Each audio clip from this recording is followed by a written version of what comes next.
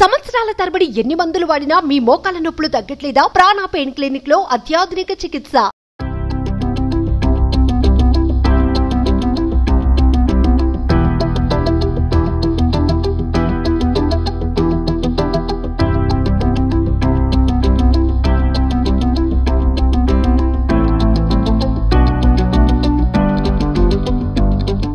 నమస్తే సుమన్ టీవీ ప్రేక్షకులకు స్వాగతం. ప్రస్తుతం మనం ఉన్నాం వర్గల్ సరస్వతి మాత టెంపుల్ కి దిగువనున్నటువంటి శంభులింగేశ్వర ఆలయం దగ్గరకు వచ్చేసామండి. ఈ శంభులింగేశ్వర ఆలయం కాశీ సమాంతర ఆలయంగా మనం పేర్కొనవచ్చు. ఎందుకంటే కొన్ని వేల సంవత్సరాల క్రితం స్వయంభూగా వెలిసినటువంటి ఈ శివలింగం అండి ఇది. దీనికి చాలా పెద్ద చరిత్ర ఉందని చెప్పుకోవాలి. మరి దీని చారిత్రక కథనమే ఏంటి, ఈ ఆలయం ఇక్కడ ఎప్పుడు వెలిసింది, శివుడు ఇక్కడ స్వయంభూగా ఎప్పుడు వెలిశాడు, ఈ వివరాలన్నీ కూడా మనం లోపలికి వెళ్ళి తెలుసుకుందాం పదండి.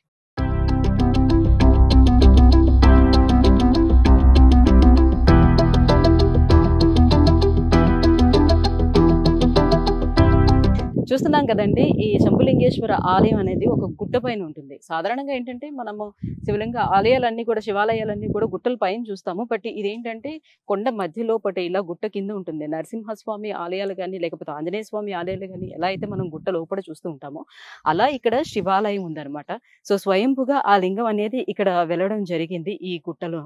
సో అయితే ఇక్కడ ఉన్నటువంటి కథనం ప్రకారం, స్థానికులు చెప్తున్నటువంటి కథనం ప్రకారం మనం చూసుకున్నట్లయితే చుట్టుపక్కల అన్నీ కూడా కొన్ని వేల సంవత్సరాల క్రితం, అంటే కాకతీయుల కాలం నాటి కన్నా మునిపే ఇవి ఉండుండొచ్చు అని చెప్తున్నటువంటి మాట అనమాట. చుట్టుపక్కల అంతా కూడా మనకి కొన్ని వైష్ణవ ఆలయాలు ఉన్నాయి. వైష్ణవ ఆలయాలు మనం చూసుకుంటే వేణుగోపాల స్వామి ఆలయం కానీ, రామాలయం కానీ, అలాగే ఆంజనేయ స్వామి ఆలయం కానీ అన్ని కూడా చిన్న చిన్న ఆలయాలు ఉన్నాయి. కాకపోతే ఏంటంటే అందులో ఎటువంటి పూజా కార్యక్రమాలు అయితే జరగటం లేదు. అవి శిథిలావస్థలో ఉన్నాయి కాబట్టి ఎటువంటి పూజా కార్యక్రమాలు జరగట్లేదు. ఇక్కడ మనం చూస్తే మనకి శివాలయంలో మాత్రమే ఇప్పుడు ప్రస్తుతానికి మనకి పూజ కార్యక్రమాలు జరుగుతున్నాయి. ఈ శివాలయం వచ్చేసి మనకి పైన వర్గల్ సరస్వతి మాత టెంపుల్ ఏదైతే ఉందో దానికన్నా కొంచెం దిగువ భాగాన మనకి శివాలయం ఉంటుంది. అయితే వర్గల్ సరస్వతి మాత టెంపుల్ ఈ మధ్య కాలంలోనే నిర్మితమైంది. కానీ ఇదేంటంటే స్వయంభూగా నిర్మితమైనటువంటి, వేల సంవత్సరాల క్రితం నిర్మితమైనటువంటిది. అండ్ ఇక్కడ ఉన్నటువంటి ఆలయంలో ఇంకొక విశిష్టత ఏంటంటే, స్థానికులు చెప్తున్నటువంటి కథనం ప్రకారం మనం చూసుకున్నట్లయితే ఈ ఆలయానికి 5 తలలు ఉన్నటువంటి ఒక నాగుపాము కూడా వచ్చి నిత్యం సేవ చేసుకొని వెళ్తూ ఉంటుంది ఈ స్వామి వారికి. ఎంతో మంది ఋషులు ఇక్కడ తపస్సు చేస్తూ ఈ స్వామిని అభిషేకం చేస్తూ ఉండేవారు. ఆ సమయం నుంచే, అంటే ఆ కాలం నుంచి స్వామివారిని సేవించుకోవడానికి ఒక పాము ఇక్కడికి వస్తూ ఉండేది అనేది ఒక కథనం అయితే ఉంది. అది ఎంతవరకు వాస్తవం అనేది ఇక్కడ ఉన్నటువంటి అర్చక స్వాములు ఎవరైతే ఉన్నారో వాళ్ళని అడిగి తెలుసుకునే ప్రయత్నం చేద్దాం. అలాగే ఇందులో కూడా మనం చూసుకున్నట్లయితే ఆ ఋషులు స్వామివారికి అభిషేకం చేయటానికి ఏదైతే జలం కావాలో ఆ జలాన్ని వాళ్ళు కాశీ నుంచి తీసుకుని వచ్చి, గంగా జలాన్ని తీసుకువచ్చి ఇక్కడ పెట్టారని, అదే నెమ్మదిగా జలగుండంగా మారిందని, ఆ జలగుండాన్ని ఇప్పుడు పాలకుండ అని కూడా పిలుస్తున్నారండి, పాలగుండం అని పిలుస్తున్నారని. ఎందుకంటే ఆ జలం నిత్యం కూడా చాలా తీగా ఉంటుందంట, నీళ్ళన్నీ కూడా. అలా దాన్ని పాలుగుండం అని పిలుస్తారని కూడా చెప్తున్నారు. మరి దీనికి సంబంధించినటువంటి పూర్తి వివరాలు లోపలికి వెళ్ళి మనం అర్చక స్వామిని అడిగి తెలుసుకునే ప్రయత్నం చేద్దాం రండి. సో మనం గురుగారితో మాట్లాడాం కదా, గురుగారు చెప్పినటువంటి కథనం ప్రకారం మనం చూసుకున్నట్లయితే మనకి ఎంట్రన్స్ ఇటువైపు ఉండేదన్నమాట ఇంతకు ముందు. సో దారి ఇలా ఉండేది, చాలా చిన్న దారి ఉండేది. కేవలం కాస్త సన్నంగా ఉన్న మనుషులు మాత్రమే ఈ గుండం ద్వారా లోపలికి, ఈ గుట్ట లోపలి నుంచి వెళ్ళి స్వామివారికి నీళ్ళని తీసుకువెళ్ళి అభిషేకం చేసుకొని వచ్చేవారంట. సో కొంచెం లావుగా ఎవరు ఉన్నా కూడా వాళ్ళు పట్టేవారు కాదంట, అంత చిన్నగా సందు ఉండేదంట. సో అలా లోపలికి వెళ్ళి వచ్చేవారు. కాలక్రమేణా ఏంటంటే ఇక్కడ మనం చూసుకుంటే 2002 ఆ ప్రాంతంలోనే ఈ ప్రాంతం అంతా కూడా అభివృద్ధి చెందింది. నెమ్మదిగా ఈ గుట్టని పగలగొట్టడం, ఆ తర్వాత తూర్పు అటువైపు ఉండడం. సో తూర్పు అటువైపు ఉంది కాబట్టి అటువైపు నుంచే ఎంట్రన్స్ ఇవ్వాలని తర్వాత ఆ ఆలయం మొత్తం కూడా నిర్మించడం అనేది జరిగింది. అంతకు ముందు వరకు గుట్టలో మాత్రమే శివలింగం ఉండడం జరిగింది. ఆ తర్వాత క్రమక్రమంగా అందరూ కూడా, ఇక్కడ ఉన్నటువంటి గ్రామస్తులు అందరూ కూడా విరాళాలన్నీ సేకరించి అక్కడ ఆ ఆలయాన్ని నిర్మించడం కూడా జరిగిందంట. ఈ కొండ గుట్ట మధ్యలోనే మనకు ఒక చిన్నపాటి కోనేరు కూడా మనకి కనిపిస్తుంది. ఈ కోనేరులోనే అప్పటి మునులు, ఋషులు కూడా ఇక్కడే స్నానం ఆచరించి స్వామివారికి, పక్కనే ఉన్నటువంటి స్వామివారికి అభిషేకం చేసుకొని అక్కడే ధ్యానం చేసుకుంటూ కూర్చుండేవారంట. మనం చూస్తే ఇక్కడ నుంచి చాలా చిన్నగా మనకు కనిపిస్తుంది, కానీ లోపల చాలా లోతుగా ఉందండి, చాలా డెప్త్ అయితే ఉంది లోపలికి.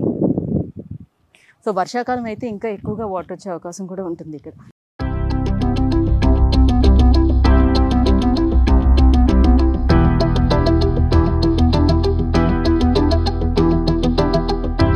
చూస్తున్నాం కదండి, మనం ఆలయం లోపలికి ఎంటర్ అవుతున్నాము. ఎంట్రన్స్ ఇలా ఇచ్చారు. ఇది కొత్తగా నిర్మించినటువంటి ఎంట్రన్స్ అని చెప్పొచ్చు. మీకు ఇంతకు ముందు అంటే దీనికి వెనక భాగంలో ఇంతకు ముందు ఉండేదంట. ఇప్పుడు ఇది తూర్పు వైపుకి ఎంట్రన్స్ అనేది ఇచ్చారు. శివుడికి మనకి ఆపోజిట్ లో ఎదురుగుండానే మనకి స్టార్టింగ్ లోనే నందీశ్వరుడు కూడా ఉన్నాడండి. అదిగోండి స్వయంభూ లింగం, అక్కడ స్వామివారికి పూజలు కూడా జరుగుతున్నాయి. మనం స్వామివారిని దర్శించుకుందాం. ఈ ఆలయానికి సంబంధించినటువంటి చరిత్ర ఏంటి, చారిత్రక కథనం ఏంటి అనేది అర్చక స్వాముల వారిని అడిగి తెలుసుకుందాం. ఇది మనం చూస్తున్నాం కదా, ఆలయం వెనుక భాగంలో మనకి పాలగుండం అని అన్నారు కదా, ఆ పాలగుండం అనేది ఇక్కడ ఉందండి. చాలా లోపలికి ఇక్కడే నీళ్ళు అనేవి ఉన్నాయి. ఈ నీళ్ళని తీసుకొని స్వామివారికి అభిషేక జలాన్ని తీసుకొచ్చి అభిషేకం చేస్తారట ప్రతిరోజు. సో పాలగుండం ఇలా లోపలికి రావడం కూడా చాలా ఇబ్బందిగానే ఉంది. బాగా సన్నంగా ఉంటే తప్పితే కానీ దూరడానికి చాలా కష్టం ఇక్కడ. అది మీకు కనిపించాలంటే లైట్ ఉండాలి, వాటర్ కూడా కనిపించాలంటే లైట్ ఉండాలి.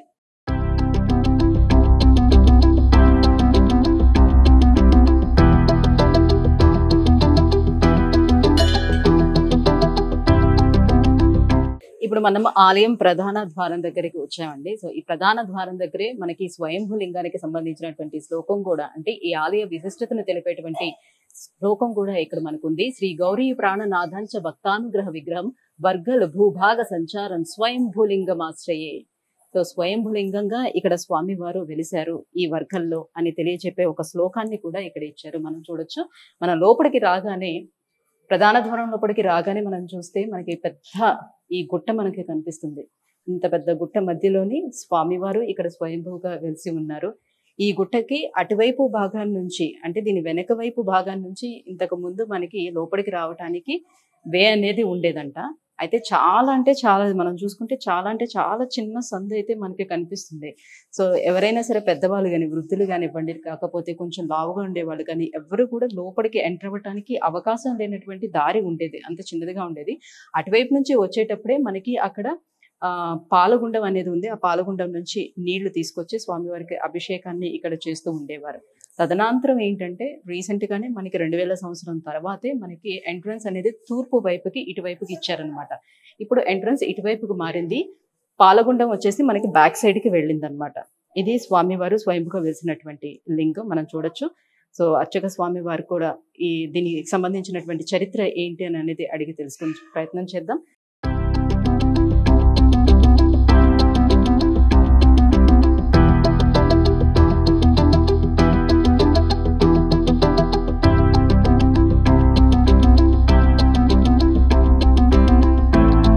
ఈ ఆలయానికి సంబంధించినటువంటి చారిత్రక కథనం ఏంటి, ఎప్పుడు ఇక్కడ స్వయంభూగా ఈ లింగం వెలిసింది, ఈ విషయాలన్నీ ఈ ఆలయ అర్చకులు మన దగ్గర ఉన్నారు. ఆ అర్చక స్వామిని అడిగి తెలుసుకుందాం. స్వామి నమస్కారం.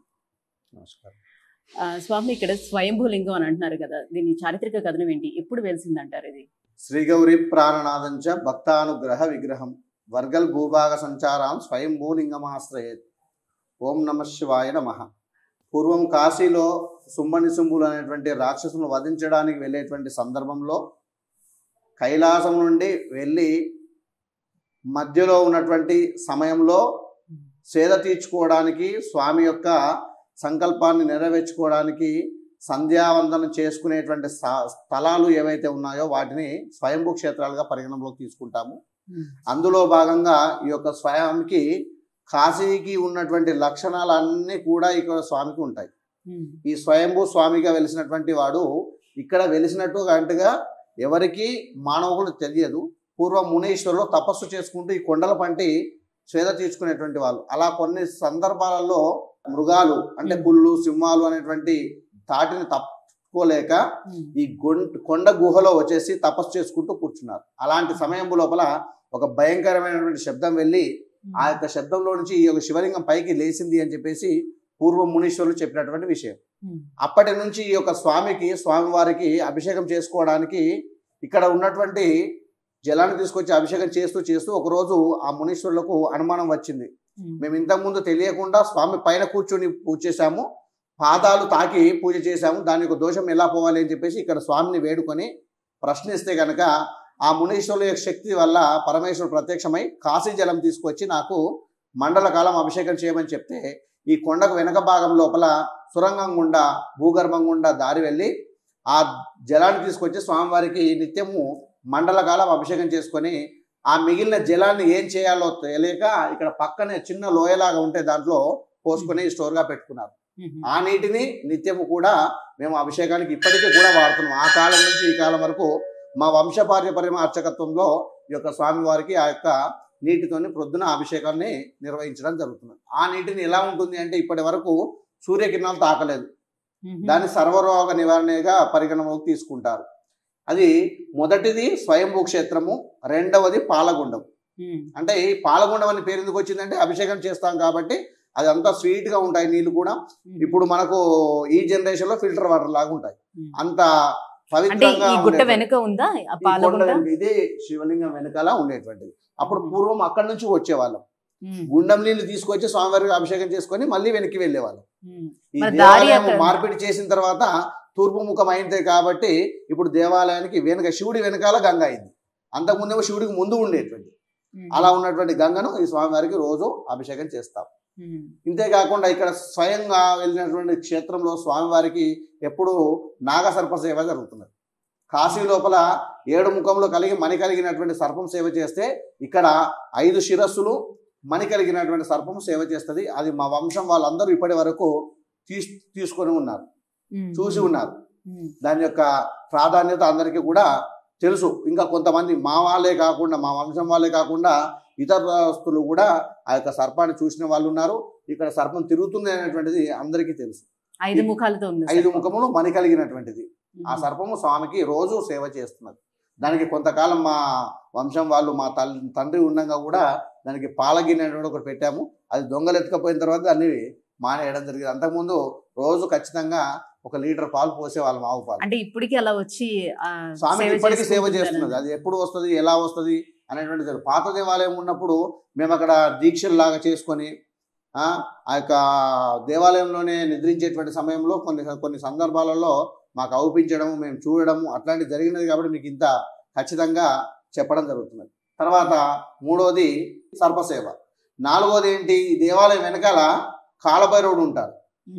కాలభైరవుడు అంటే ఈ యొక్క కాలాన్ని కాపాడేటువంటి వాడు, శివుడికి ఎప్పుడు కూడా సేవకుడుగా నిలిచేటువంటి వాడు. ఆ యొక్క కాలభైరవుడు ఇక్కడ ఈ దేవాలయం వెనుకలో ఒక పెద్ద కొండకు ఉంటాడు. ఆ కొండకు ఉండేటువంటి వాడు ఎప్పుడు కూడా ఈ యొక్క ప్రాంతాన్ని అంతా కూడా కాలాన్ని అధిగణంలోకి తీసుకొని పర్యవేక్షణ చేస్తుంటాడు కాలభైరవుడు. కాశీలో ఉన్నటువంటి కాలభైరవుడు ఇక్కడ కూడా కాలభైరవుడు ఉంటాడు. శ్మశానము, ఈ కొండ పక్కనే శ్మశాన వాటిక. ఇక్కడ ఎవరైనా కూడా తోచిపెట్టడము, కాల్చడం అనేటువంటిది కూడా ఇక్కడ పక్కన చేస్తారన్నమాట. అంటే కాశీకి దేవాలయం పక్కన ఎట్లయితే శ్మశానం ఉంటుందో ఇక్కడ కూడా అదేవిధంగా అక్కడ ఉన్నటువంటి గంగకు నిదర్శనం పాలగుండం. ఇవన్నీ కాకుండా పూర్వం మునీశ్వరులు ఈ యొక్క స్వామికి అభిషేకము సేవ చేసినటువంటి స్థలం కాబట్టి ఇక్కడ ఎవరైనా ఈ కొండ పైన, ఈ శంభుదేవుని కొండ అంటారు దీన్ని, ఈ కొండ పైన ఎవరైతే నిద్రిస్తారో వారికి ఖచ్చితంగా భక్తి శ్రద్ధలతో పడుకున్నటువంటి వారికి ఈ యొక్క వేదఘోష అంటే ఆ పుణీశ్వరులు పూజ చేసినటువంటి వేద మంత్రోచ్చరణ, తబల, హార్మోనియము సేవ చేసినటువంటి శబ్దాలన్నీ కూడా ఇక్కడ వినిపిస్తాయి. ఇప్పటికీ ఆ శక్తి భక్తి భావనతో పడుకున్నటువంటి వరకే ఖచ్చితంగా అవి కనిపిస్తాయి. ఈ యొక్క 6 లక్షణాలన్నీ కూడా స్వయంభూ క్షేత్రానికి ఉండడంతో పూర్వము ఆ కాశీ తర్వాత వెలిసాడు కాబట్టి ఇక్కడ ప్రజలంతా కూడా చిన్న కాశీగా పిలుచుకుంటారు. ఈ యొక్క జలాన్ని ప్రతి సంవత్సరము శ్రావణ మాసం లోపల ఇక్కడ చుట్టుపక్కల ఉన్నటువంటి 365 పల్లెలు ఈ యొక్క దేవాలయానికి వచ్చేసి పిక్నిక్ మాదిరిగా వనభోజనాలు చేసుకొని ఆ నీటిని తీసుకెళ్ళి పాడి పంట పశువులకు, ఇప్పుడు యూరియాలు అవన్నీ వచ్చాయి, అప్పుడు యూరియాలు లేవు. ఏ దేవాలయంలోనైనా తీసుకెళ్ళేసి ఆ యొక్క అభిషేక నీళ్ళు కానీ లేకపోతే ఇట్లాంటి పవిత్రమైన జలం కానీ తీసుకెళ్ళి పంటలలో చల్లితే ఆ పురుగు అంతా కూడా పోయి మంచి పంట పండేటువంటిది. ఇక్కడ ఉన్నటువంటి ప్రాధాన్యత అది. అంతేకాకుండా ఈ యొక్క స్వయంభూ క్షేత్రాన్ని ఒక అతను సంతానం లేక చాలా ఏళ్ల సంబంధి బాధపడుతూ ఉంటే ఒక గురువు గారు దగ్గరికి తరచూ వెళ్ళేటువంటి వాళ్ళు. ఆ గురువు గారు ఏం చేశాడు, ఎన్నో సంవత్సరాలుగా వస్తున్నా కూడా ఎప్పుడు చెప్పలేదు. ఒకరోజు అకస్మాత్తుగా వెళ్ళేసి స్వయంభూ క్షేత్రమైనటువంటి వర్గల్ క్షేత్రంలో నీవు ఖచ్చితంగా మండల కాలము లేదంటే 9 వారాలు 11 వారాలు ఇట్లా స్వామికి అభిషేకం చేయి, నీకు ఖచ్చితంగా కొడుకు పుడతాడు, నువ్వు కొడుకు కోసం బాధపడుతున్నావు, నీకు 2 పిల్లలు ఉన్నారు అని చెప్పేసి చెప్తే, ఏంటి గురుగారు నువ్వు విచిత్రంగా మాట్లాడుతున్నావు, మాకు ఇప్పుడు సంతానం కాకుండా ఉండడానికి నేను ఆపరేషన్ కూడా చేయించాను నా భార్యకు అంటే, నాకు ఇప్పుడు ఆజ్ఞ వచ్చింది నేను చెప్తున్నా చెయ్యి అని చెప్పేసి ఆర్డర్ వేశాడు అతను. గురుగారు అని చెప్పి అంటే కొద్దిగా సంశయం వ్యక్తం చేసేటువంటి సందర్భంలో ఒక మాట ఏమన్నానంటే, అరే నీకు డబ్బులు లేకపోతే నేను ఇస్తారా, నేనే వచ్చి చేపిస్తాపా అని చెప్పేసి ఒకసారి ఆయన వచ్చి చేయించి మిగతా సార్లు వేరే అర్చకుల ద్వారా ఆ యొక్క స్వామికి 11 అభిషేకాలు 11 సోమవారాల నాడు ఆ యొక్క స్వామికి చేస్తే కనుక అతనికి మగ సంతానాలు 2 పిల్లలు పుట్టారు, కవల పిల్లలు. ఆ కవల పిల్లలు పుట్టిన తర్వాత గురుగారు చెప్పారు కదా, గురుగారికి తులాభారం చేస్తా అని చెప్పేసి ఆ గురుగారిని తీసుకొచ్చేసి ఈ పాత దేవాలయం ఉండేటువంటి పక్కనే కొండ మన గన్నేరు చెట్టు దగ్గర ఆ యొక్క గురుగారు తులాభారం చేస్తే తులాభారం చేసినటువంటి పైసలు 3 లక్షల చిల్లర. అప్పటికే ఆయన ధనికుడు, ఎవరు సంతానమైన అతను దాచపల్లి హనుమంతరావు కొడుకు దాచపల్లి శ్రీనివాసరావు. అతనికి కొడుకులు పుట్టిరనేటువంటి ఉద్దేశంతో గురుగారికి తులాభారం చేస్తే ఆ తులాభారం చేసినటువంటి డబ్బులను ఈ దేవాలయంలోనే ఇక్కడే పెట్టుకొని ఆ గురుగారు ఇక్కడే పడుకున్నాడు 3 రోజులు. ఆ 3వ రోజు పర్మిషన్ వచ్చేంత వరకు, అంటే స్వామి యొక్క ఆజ్ఞ వచ్చేంత వరకు ఆయన ఇక్కడే పడుకొని ఇక్కడే ఉన్నాడు. ఆ తర్వాత 3వ రోజు తర్వాత స్వామికి ఆ యొక్క గురువు గారు చెప్పారు, నీకు ఏదైనా ఇష్టం ఉన్నటువంటి అమ్మవారి దేవాలయం కట్టమని చెప్తే అతని శిష్యులైనటువంటి దాచపల్లి ఆ శ్రీనివాసరావు గారు ఎంబడి ఉండేటువంటి అర్చకులు ఎవరైతే ఉన్నారో యాయవరం చంద్రశేఖర్ శర్మ, యాయవరము జయకృష్ణ శర్మ, నరసింహమూర్తి పంతులు, రామమూర్తి పంతులు, ఇట్లా ఒక 5గురు శిష్యులు ఉండేటువంటిది ఆ గురువు అందరి శిష్యులను అందరిని పిలిపించేసి అమ్మవారి దేవాలయం కట్టమని చెప్పేసి ఆజ్ఞ వచ్చింది. మరి ఏ దేవాలయం కడదామని చెప్పేసి వాళ్ళంతా కూడా చర్చించుకొని తర్జన భర్జన ఒక 2-3 రోజులు వారం రోజుల పాటు చేసిన తర్వాత ఒకరోజు అతనికి ఏమనిపించింది అంటే గురువు గారికి, వీరింత యోగ్యం పొందడానికి నేనింత యోగ్యం పొందడానికి కారణం ఏమిటి? విద్య. ఆ విద్యా సరస్వతి దేవాలయం కట్టాలని చెప్పేసి నిశ్చయం చేసుకున్న తర్వాత అమ్మవారి దేవాలయం కట్టాలని చెప్పేసి వాళ్ళు వచ్చి స్వామికి నమస్కారం చేస్తే తెల్లవారు రోజు రాత్రి అతని కలలో కనిపించేసి నేను ఎక్కడైతే నాగసర్ప రూపంలో కనిపిస్తానో అక్కడ అమ్మవారి దేవాలయం ప్రతిష్టాపన చేసుకోమని చెప్పేసి ఆజ్ఞ వచ్చింది. ఈ కొండ దేవాలయం అంతా చుట్టూ వెతకగా అక్కడ ఎక్కడైతే నాగసర్పం ఉన్నదో ఆ సర్పము నిజమా కాదా తెలుసుకోవడానికి మాలాంటి వాళ్ళు దాన్ని ప్రయత్నం అంటే తీసివేయడానికి ఎన్నో ప్రయత్నాలు కూడా చేసినాము. ఆ ప్రయత్నము ఎవరితో కాలేదు. కాకపోవడంతో అది దైవికమైనటువంటి పాముని నిర్ధారణ చేసి ఆ గురుగారు వచ్చి నమస్కారం చేసిన తర్వాత ఆ పాము అక్కడి నుంచి వెళ్ళిపోయింది. ఆ తర్వాత అమ్మవారి దేవాలయం కట్టడం జరిగింది శివుడి ఆజ్ఞతోని. ఈ తర్వాత ఇక దినదిన ప్రవర్తమానకంగా భక్తులు అధిక సంఖ్యలో రావడము, ఇక్కడ ఏరియాలో శివాలయం ఉన్నది, అక్కడ అమ్మవారి దేవాలయం అయింది. ఒక చిన్న శనేశ్వరాలయం కడదామని చెప్పేసి వాళ్ళ ఉద్దేశంతో శనేశ్వరాలయం అమ్మవారి దేవాలయం రెండు ఒకటేసారి 92లో ప్రతిష్టాపన జరిగింది. 1992లో ప్రతిష్టాపన, 90లో ఈ సంకల్పము, 91లో ఆ యొక్క దేవాలయ నిర్మాణం స్టార్ట్ అయింది. 92లో పుష్పగిరి స్వామి చేతుల మీదుగా ఆ యొక్క దేవాలయ ప్రతిష్టాపన జరిగింది. ఆ తదుపరి రోజు దినదిన ప్రవర్తమానకంగా ఇంకొకరు భక్తులుగా వచ్చేసి ఆ లక్ష్మీ గణపతి దేవాలయం అని, సుబ్రహ్మణ్య దేవాలయాన్ని కూడా భక్తుల కోరిక మేర కట్టుకున్నటువంటి స్థలాలు. ఇప్పుడు ఇక్కడ పూర్వం ఉన్నటువంటి ఏమిటి అంటే ఒక స్వయంభూ క్షేత్రము, వేణుగోపాల స్వామి, రామాలయము, ఆంజనేయ స్వామి పూర్వము ఈ కొండలలో ఉన్నటువంటి దేవాలయాలు అవి. ఈ మా దేవాలయానికి ఇదంతా పెద్ద కొండలుగా ఉండేటువంటిది కాబట్టి ఇక్కడ ఎదురుగా ద్వయస్తంభాలు పెట్టడానికి లేక అక్కడ ఒక దీపస్తంభాన్ని పెట్టుకున్నారు. ఇప్పుడు దాన్ని ఏం చేస్తున్నారంటే ఇప్పటి వాళ్ళంతా కూడా దాని మీద రాయి వేస్తే మా కోరిక నెరవేరుతుంది అనేటువంటి సంకల్పం చేత ఒక 5 రాళ్ళు తీసుకొని నమస్కారం చేసేసి ఆ రాయిని పైకి వేస్తే ఆ స్తంభం మీద ఆగితే కనుక వాళ్ళ కోరిక నెరవేరుతుంది అని చెప్పేసి ఇప్పుడు దాన్ని యూజ్ చేసుకుంటున్నారు. ఇది ఇక్కడ చరిత్ర. అయితే త్రికాల సంధ్యల్లో కూడా ఎటువంటి పూజా కార్యక్రమాలు చేపడుతూ ఉంటాయి ఇక్కడ మాత్రం రోజు 2 పూటల అభిషేకం జరుగుతున్న స్వామివారికి. మధ్యాహ్నము ఆరతి ఇవ్వడం జరుగుతుంది. ఇది పూర్వం నుంచి చేసిరో చేయలేదో మాకు తెలియదు, కానీ మా ఆధీనంలో మాత్రం మేము ఖచ్చితంగా 3 పూటలు అంటే ప్రొద్దున ఖచ్చితంగా అభిషేకం చేస్తాము, సాయంత్రము షోడశోపచార పూజలు, మధ్యాహ్నం ఆరతి, ఇవి కంటిన్యూషన్గా చేస్తూ ఉంటాము. మహాశివరాత్రి రోజు ఇక్కడ స్వామివారికి గ్రామంలోంచి ఊరేగింపుగా సేవా కార్యక్రమాలు జరుగుతాయి. ఇక్కడ ఇంకా ప్రాధాన్యత ఏంటంటే నేను వచ్చిన తర్వాత సుమారు 20 సంవత్సరాల నుంచి ఒకసారి నేను నేపాల్ వెళ్ళాను.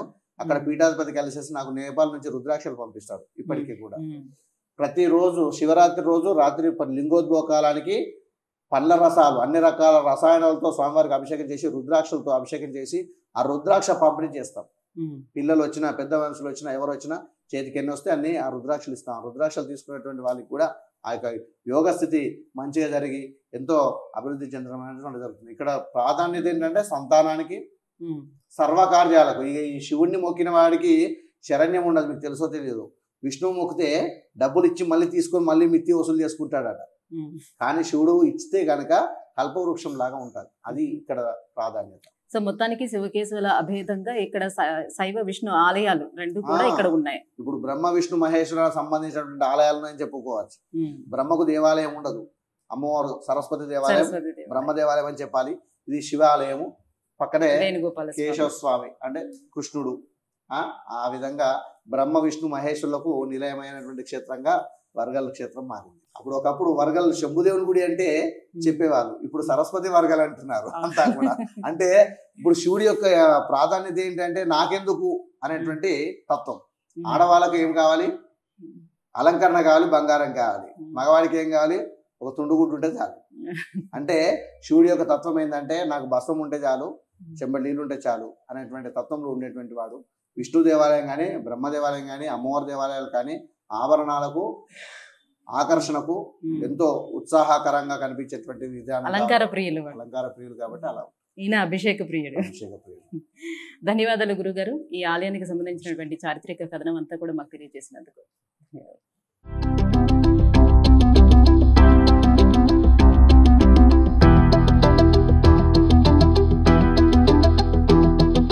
చూసారు కదండి, ప్రధాన అర్చక స్వామి చెప్పినట్టుగా ఇది కార్యసిద్ధికి అలాగే సంతాన సాఫల్యతకు ప్రఖ్యాతిగాంచినటువంటి శ్రీ శంభులింగేశ్వర స్వామి ఆలయం అండి. ఎవరైతే సంతానం లేదని బాధపడుతుంటారో అటువంటి వారు, లేదనంటే ఎవరికైతే మగ సంతానం కావాలని కోరుకుంటారో సో అటువంటి వారు 9 వారాల పాటు ఇక్కడకు వచ్చి స్వామివారికి అభిషేకం చేసుకుంటే వారు అనుకున్నటువంటి ఆ కోరిక ఖచ్చితంగా నెరవేరుతుంది అని చెప్తున్నారు.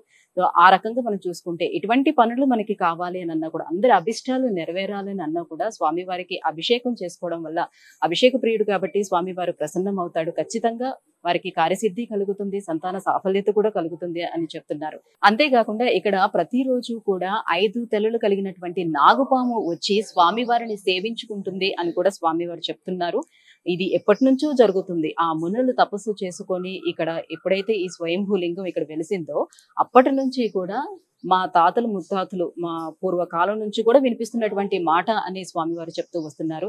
సో రోజు వచ్చి ఆ పాము వచ్చి స్వామివారిని సేవించుకొని వెళ్తూ ఉంటుందంట. ఎప్పుడు వస్తుంది ఏంటి అనేది ప్రస్తుతానికైతే తెలియదు, కానీ వాళ్ళ పూర్వీకులైతే ఆ పామును చూడడం అయితే జరిగిందని చెప్తున్నారు స్వామివారు. అయితే ఈ ఆలయం ఎక్కడ ఉంది అని అంటే మనకి సిద్దిపేట హైవేకి 4 కిలోమీటర్ల దూరంలోనే వర్గల్ సరస్వతి మాత టెంపుల్ ఆలయం కిందన మనకి ఈ ఆలయం అనేది ఉందన్నమాట. ఇదండి శ్రీ శంభులింగేశ్వర స్వామి ఆలయం విశిష్టత. మరో ఆలయం విశిష్టతతో మళ్ళీ కలుసుకుందాం. నమస్కారం.